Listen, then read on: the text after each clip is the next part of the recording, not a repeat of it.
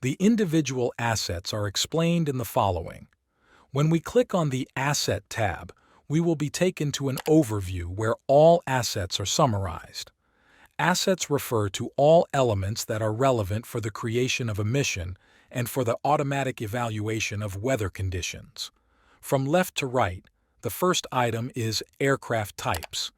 This is where you can create different drone types to be used in missions.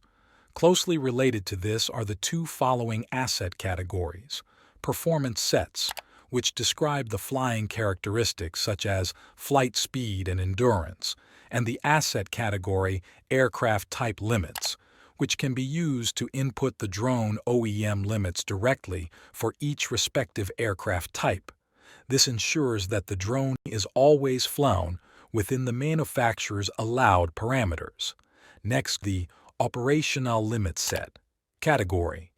This is used to manage the limits that result from operational requirements. These limits may include company-specific standards as well as requirements imposed by relevant authorities. The last category is locations, which encompass all the places where you want to conduct your drone operations. In the future, this section can also be used to manage routes, which will be introduced with the BVLOS routes feature.